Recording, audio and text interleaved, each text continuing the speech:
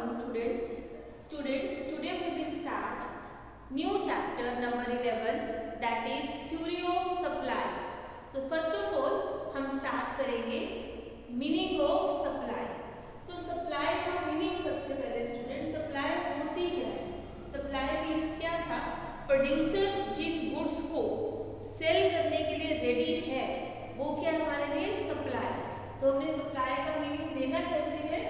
It refers to different possible quantities that producer is ready to sell at different possible prices of the commodity at a point of time. कि एक particular point of time के ऊपर जो market के अंदर prices available हैं उस price के ऊपर producer कितनी goods sell करने के लिए ready है, that is known as supply. तो supply means different possible quantities that producer is ready to sell at different possible prices at a point of time. क्योंकि जैसे जैसे प्राइस चेंज होता जाता है प्रोड्यूसर जितनी गुड्स सप्लाई करने के लिए रेडी है और क्वांटिटी भी क्या होती है, चेंज होती है. तो ऐसा कुछ फिक्स नहीं कह सकते हम कि हाँ कि इतनी क्वांटिटी प्रोड्यूसर सेल करेगा ही करेगा. तो supply is always related with the price. Price change होगा तो सप्लाई के साथ साथ क्या होती जाएगी, चेंज होती चली जाएगी. Now supply is divided in two parts, individual supply, market supply. Now students, individual supply का मीनिंग और मार्केट सप्लाई का मीनिंग मैं इसी वाले मीनिंग में से ही जनरेट करने वाली हूँ. बस आपको ये अंडरस्टैंड करना है कि आपको फर्स्ट वाला जो मीनिंग मैंने लिखा है सप्लाई का मीनिंग, उसमें मुझे क्या एक वर्ड चेंज करना है. ठीक है, जैसे जब मैं इंडिविजुअल सप्लाई का मीनिंग दूंगी, इंडिविजुअल सप्लाई मतलब आप एक प्रोड्यूसर के बारे में बात कर रहे हो, तो हम क्या लिखेंगे, it refers to different possible quantities that the producer की जगह पे हम यहाँ पे क्या लिख देंगे, that a single producer is ready to sell at different possible prices of the commodity at a point of time. तो सेम वही का वही मीनिंग मैंने लिया है, सिर्फ चेंज क्या किया है, द की जगह पे क्या लिख दिया है, single producer is ready to sell. तो आपका मीनिंग बन जाएगा इंडिविजुअल सप्लाई का. ऐसे ही मार्केट सप्लाई के बारे में बात करेंगे. अब market supply means all the producers relating to that particular product. उस प्रोडक्ट से रिलेटेड जितने भी प्रोड्यूसर्स हैं उन सभी के बारे में हम यहाँ बात कर रहे हैं. तो यहाँ पर आपके मीनिंग में क्या आएगा, मार्केट सप्लाई का meaning, it refers to different possible quantities that all the producers, the की जगह पे क्या लिखेंगे, all the producers are ready to sell at different possible prices of the commodity at a point of time. तो means हमने सिर्फ एक ही meaning को लर्न करना है. सप्लाई का मीनिंग आएगा तो द प्रोड्यूसर लिख देना है. इंडिविजुअल सप्लाई का मीनिंग आएगा तो सिंगल प्रोड्यूसर लिख देना है. मार्केट सप्लाई का मीनिंग आएगा तो ऑल द प्रोड्यूसर्स लिख देना है. बाकी सारा डेफिनेशन, बाकी सारा मीनिंग जो है वो सेम रहेगा. तो ये तो हो गई हमारे पास सप्लाई का मीनिंग, इंडिविजुअल सप्लाई का मीनिंग एंड मार्केट सप्लाई का मीनिंग. नाउ स्टूडेंट्स, सप्लाई को रिप्रेजेंट करने के टू मेथड्स हैं हमारे पास. हम उसको टेबल के फॉर्म में यानी कि शेड्यूल की तरह रिप्रेजेंट कर सकते हैं, या फिर हम उसे डायग्राम के फॉर्म में कर्व से रिप्रेजेंट कर सकते हैं. तो सप्लाई को रिप्रेजेंट करने के टू वेज हैं, शेड्यूल एंड देन कर्व. या तो हम इसे शेड्यूल से रिप्रेजेंट करेंगे या फिर कर्व से. तो सेम उसी तरह से इंडिविजुअल सप्लाई को रिप्रेजेंट करने के भी टू वेज हैं, शेड्यूल, कर्व. मार्केट सप्लाई को भी रिप्रेजेंट करने के टू वेज है, शेड्यूल एंड कर्व. अब अगर आपको मीनिंग देना है सप्लाई शेड्यूल का तो वो कैसे देंगे, मीनिंग ऑफ सप्लाई शेड्यूल. तो supply schedule is a table showing, बस आपने इतना ही वर्ड ऐड करने हैं, supply schedule is a table showing. Showing के बाद ये वाला जो आंसर है आपका, यहाँ से जो आपने मीनिंग लेना है ये वाला, ये मीनिंग आप सारा एज इट इज यूज करोगे. तो क्या बना हमारा सप्लाई शेड्यूल का meaning, supply schedule is a table showing different possible quantities that the producer is ready to sell at different possible prices of the commodity at a point of time. ये हो गया हमारा supply schedule का meaning. और अगर individual supply schedule का meaning देना है तब individual supply schedule is a table showing के बाद यही से different possible quantities that single producer is ready to sell at different possible prices of the commodity at a point of time. ऐसे ही हम मार्केट सप्लाई शेड्यूल का meaning generate करते हैं। हम खुद ही फ्रेम कर रहे हैं, देखो आपको सिर्फ अंडरस्टैंड करना है कहाँ कौन सा वर्ड मुझे चेंज करना है। Market supply schedule is a table showing. जब भी आप शेड्यूल का मीनिंग लिखोगे स्टार्टिंग में लिख दोगे is a table showing. Showing क्या शोइंग है यहाँ पर? डिफरेंट पॉसिबल क्वांटिटीज दैट, क्योंकि अब ये मार्केट है तो क्या आएगा, all the producers are ready to sell at different possible prices of the commodity at a point of time. तो ये हो गया हमारे पास मार्केट सप्लाई शेड्यूल का मीनिंग। नाउ कर्व के बारे में बात करते हैं, क्योंकि हम सप्लाई को शेड्यूल से रिप्रेजेंट करते हैं या फिर हम उसे कर्व से रिप्रेजेंट करते हैं। तो अगर आप उसको कर्व से रिप्रेजेंट कर रहे हो तो सप्लाई कर्व का meaning, supply curve is a graphic presentation of supply schedule. Curve हमेशा शेड्यूल की हेल्प से ही बनता है।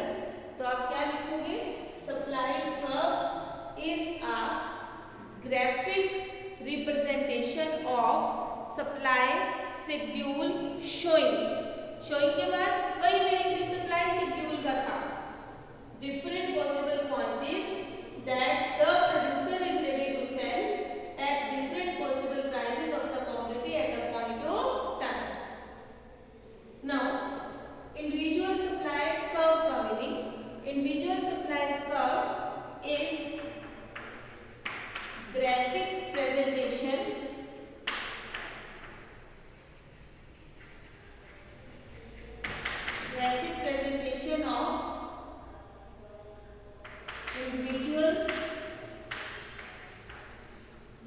presentation of individual supply schedule showing। showing के बाद इंडिविजुअल सप्लाई शेड्यूल का मीनिंग आपको ऐड करना है। different possible quantities that single producer is ready to sell at different possible prices of the commodity at a point of time। ऐसे ही हम market supply schedule और market supply curve के बारे में बात करेंगे। मार्केट सप्लाई कर्व क्या है? Market supply curve is a graphic presentation of market supply schedule showing. Showing के बाद मार्केट सप्लाई शेड्यूल का मीनिंग आ जाएगा, और शेड्यूल का मीनिंग क्या होगा, different possible quantities that all the producers are ready to sell at different possible prices of the commodity at a point of time. Means students इस topic में से हमने टोटल 9 डेफिनेशंस जनरेट किए हैं। 9। First सबसे पहले सप्लाई का meaning, second individual supply का मीनिंग, थर्ड मार्केट सप्लाई का मीनिंग, देन उसके बाद सप्लाई शेड्यूल का मीनिंग, इंडिविजुअल सप्लाई शेड्यूल का मीनिंग, मार्केट सप्लाई शेड्यूल का मीनिंग, देन सप्लाई कर्व का मीनिंग, इंडिविजुअल सप्लाई कर्व का मीनिंग, मार्केट सप्लाई कर्व का मीनिंग।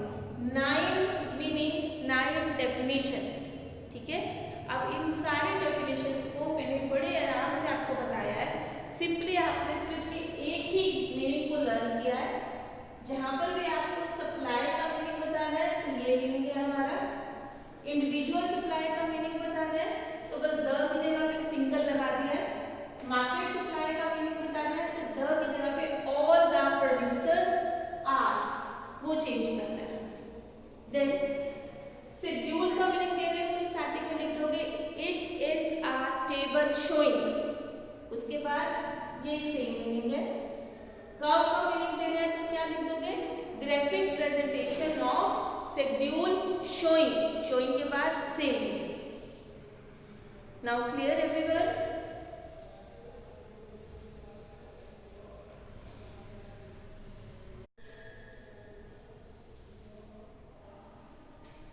नाउ स्टूडेंट्स, शेड्यूल बनाएंगे और ग्राफ यानी कि कर्व भी बनाएंगे। तो शेड्यूल बनाते हैं सबसे पहले हम। अब शेड्यूल बनाएंगे, अगर आपको देखना पड़ेगा कि आपको इंडिविजुअल सप्लाई शेड्यूल बनाना है या मार्केट सप्लाई शेड्यूल बनाना है। अगर हम इंडिविजुअल सप्लाई शेड्यूल बना रहे हैं तो हमारे पास ये प्राइस है 5, 10, 15 और 20। QX quantity of x commodity, consumer A sorry producer A, producer A के लिए क्वांटिटी ऑफ एक्स कमोडिटी के बारे में बात कर रहे हैं कि प्रोड्यूसर ए कितनी गुड्स सेल करने के लिए रेडी है, वो हमने ले लिया। When price is 5, 0, price 10, 10, price 15, 20, price 20 and 30। अगर आप इंडिविजुअल सप्लाई शेड्यूल बना रहे हो तो एक ही प्रोड्यूसर को हमने शो करना है। ये वाला कॉलम आ जाएगा आपके पास, ये कॉलम आ जाएगा और लास्ट ऑब्जर्वेशन आ जाएगा। और इन केस अगर हम मार्केट सप्लाई बना रहे हैं तो ऑल द प्रोड्यूसर्स कर रहे हैं। अब ऑल द प्रोड्यूसर में हम assumption ले लेंगे कि we are having only 2 producers in a market, producer A, producer B. तो प्रोड्यूसर बी की क्वांटिटी यहाँ ले ली हमने और मार्केट सप्लाई के लिए क्या करना है, दोनों को प्लस कर देना है, A plus B. 0 plus 0 0, 10 plus 5 15, 20 plus 10 30, 30 plus 15 45। और ऑब्जर्वेशन फिर वही सेम। ऑब्जर्वेशन क्या है, price and quantity supplied both are positively related.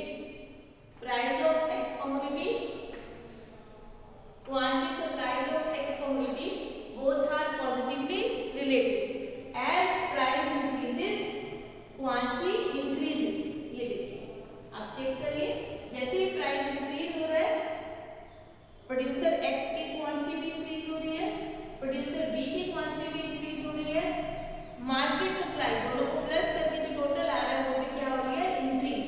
तो पॉजिटिव रिलेशन है between price and quantity supplied. Price increases, quantity supplied increases. Price decreases, quantity supplied decreases. Now diagram, diagram से इसको represent किया है। X axis पर quantity show करनी है, Y axis पर हमने प्राइस शो करना है। तो फर्स्ट सबसे पहले प्रोड्यूसर A के लिए सप्लाई को आप ड्रॉ कर ली। फर्स्ट पॉइंट क्या बना, 0 एंड 5।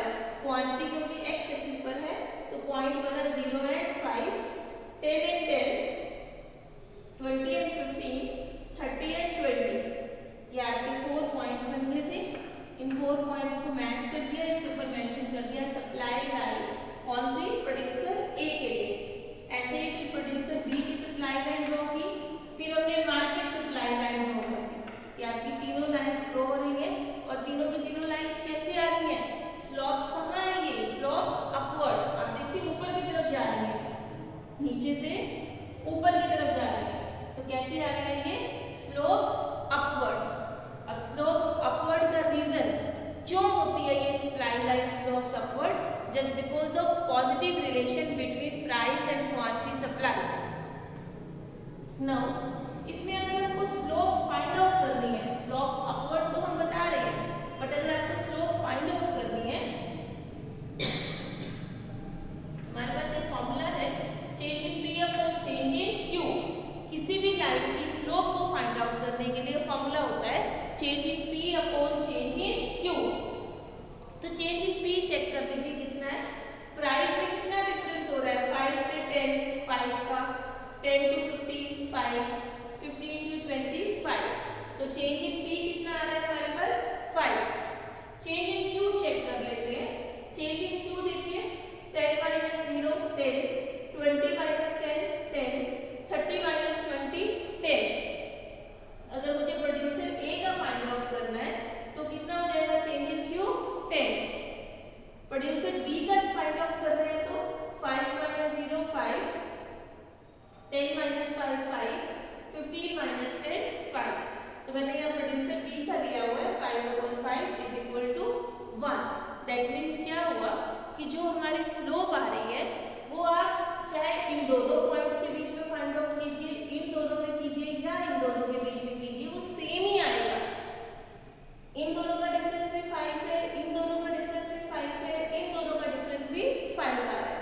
तो जो आपका यहाँ पर चेंज इन Q है वो आप किन्हीं भी दो पॉइंट्स के बीच में फाइंड आउट कीजिए, वो 5 ही आएगा।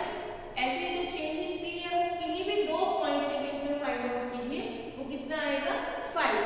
तो दैट मीन्स स्लोप कैसी है हमारी कांस्टेंट।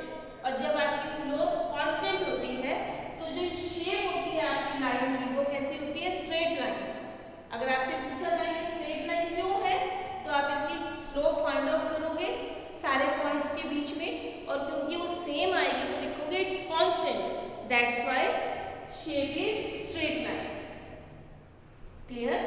अगर आपको पहले स्लोप फाइंड आउट कर रहे हो वो कांस्टेंट आ गई तो आप पहले जज कर लोगे शेप कैसे बनने वाली है, स्ट्रेट लाइन। और अगर आपके पास ऑलरेडी लाइन है और आपको उसमें से बताना है कि ये स्ट्रेट लाइन क्यों है, तो आप उसकी स्लोप फाइंड आउट कर लोगे, और क्योंकि वो कांस्टेंट आएगी तो that's why it is a straight line.